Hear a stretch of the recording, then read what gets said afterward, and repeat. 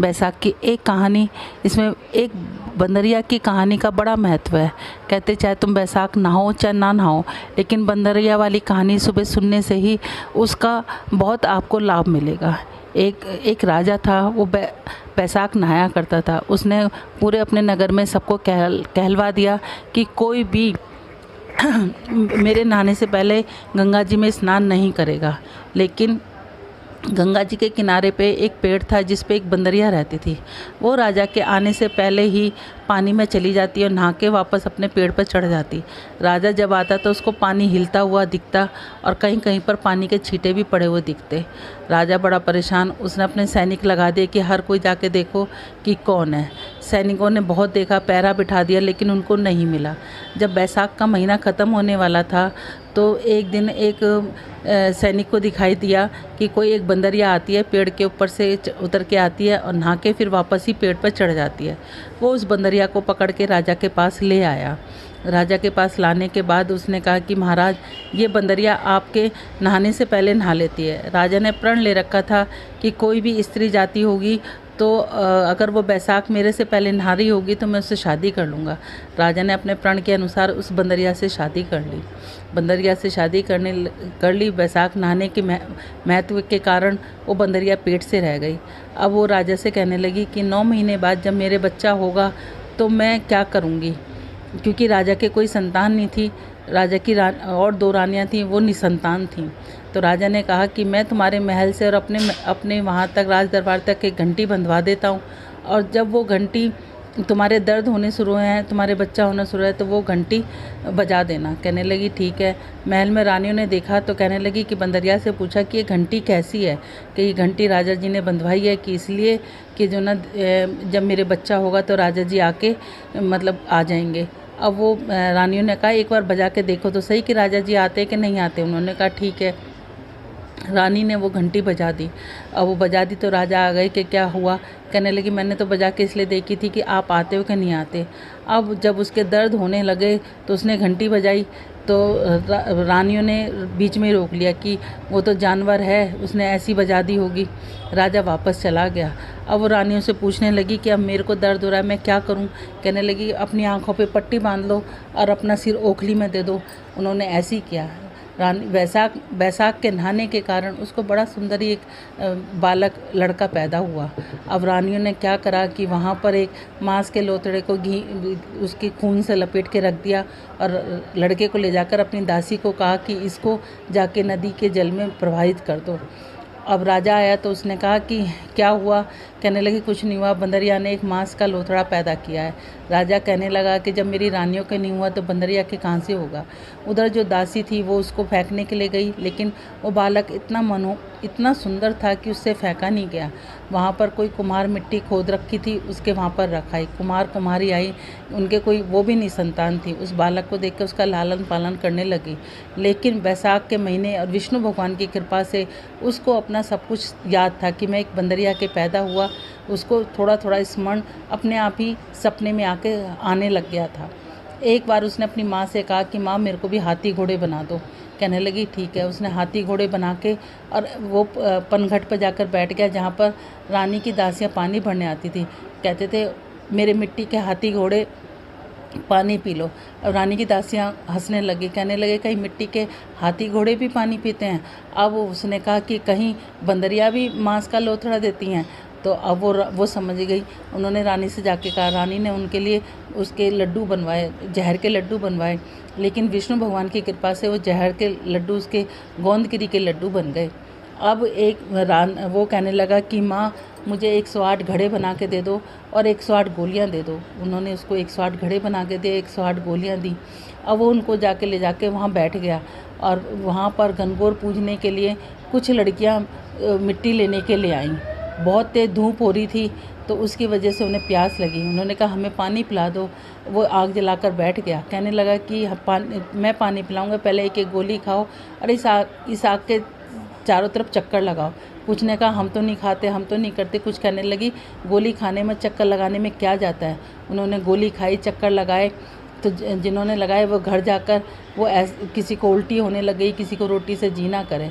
अब उनके लड़कियों के माँ बाप ने उनकी शादी निकाली तो पंडितों ने कहा कि इनकी शादी तो हो चुकी है। उन्होंने कहा नहीं।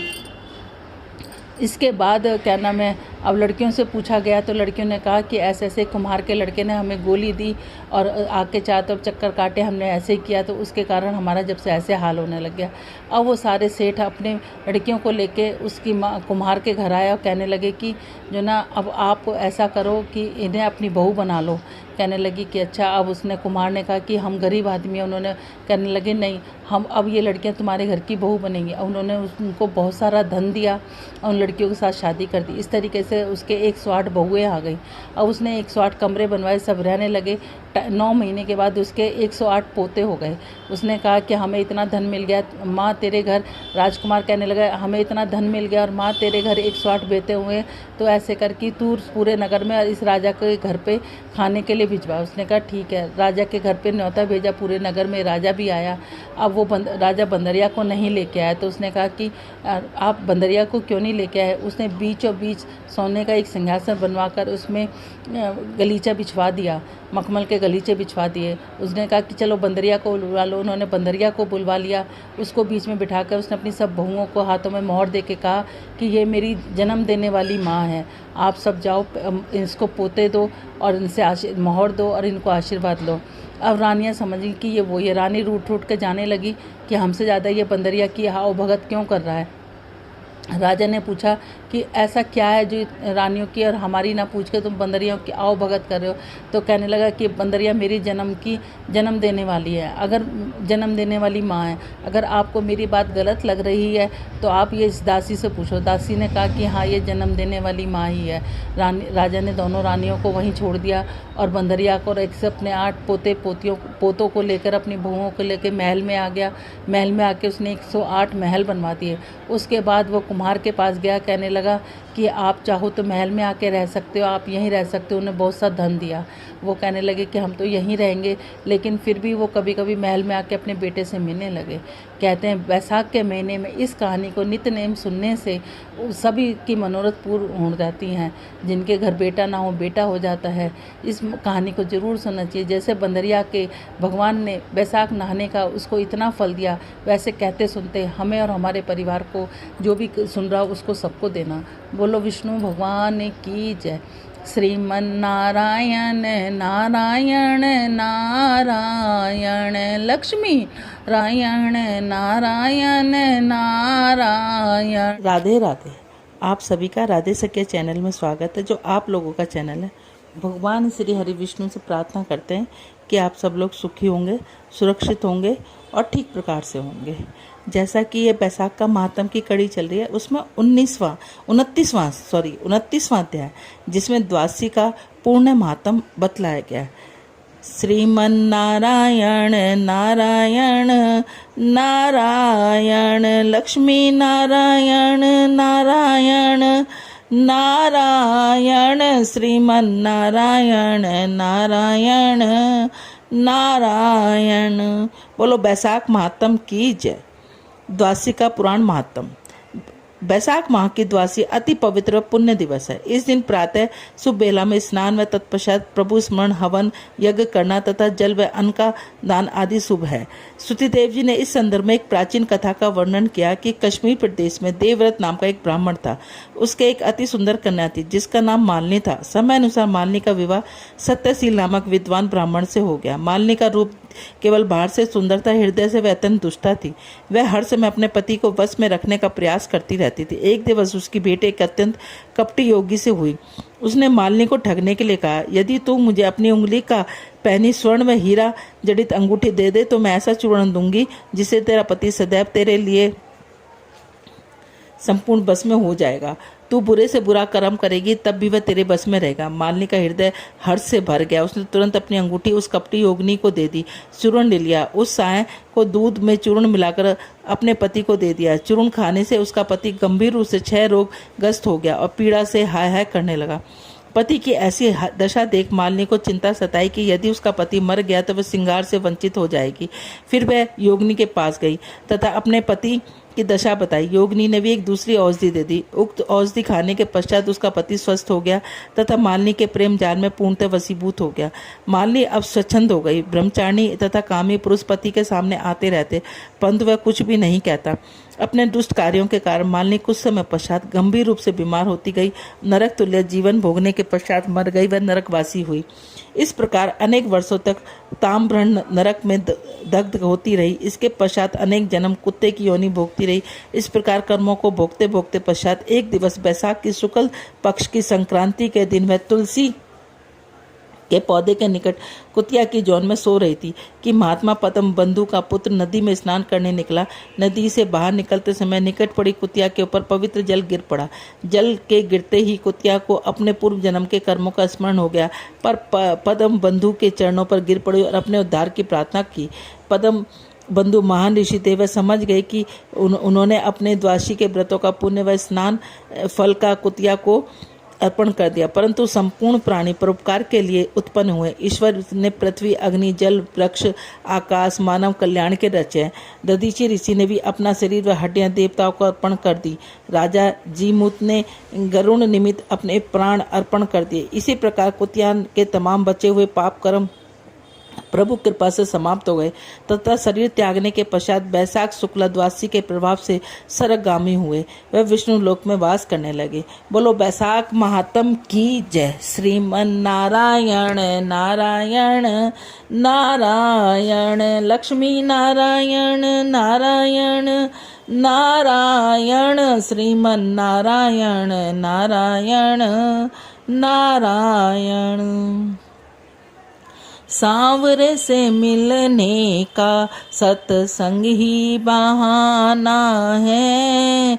चलो सत्संग में चले, हमें हरि गुण गाना है। सांवरे से मिलने का सत्संग ही बहाना है।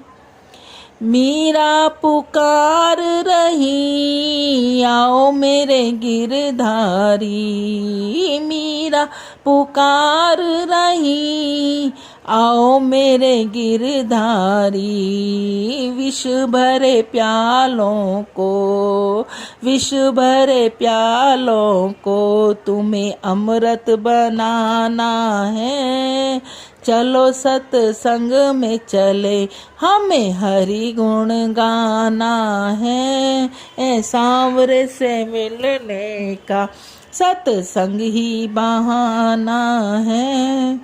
द्रौपदी पुकार रही, आओ मेरे गिरधारी। द्रौपदी पुकार रही, आओ मेरे गिरधारी। भरी सभा में तुम्हें, अरे भरी सभा में तुम्हें मेरा चीर बढ़ाना है। चलो सत्संग में चले, हमें हरि गुण गाना है। सबरी पुकार रही, आओ मेरे बनवारी। सबरी पुकार रही, आओ मेरे बनवारी। खट्टे मीठे बेरों का, अरे खट्टे मीठे बेरों का तुम्हें भोग लगाना है। चलो सत्संग में चले, हमें हरि गुण गाना है। सांवरे से मिलने का सत्संग ही बहाना है।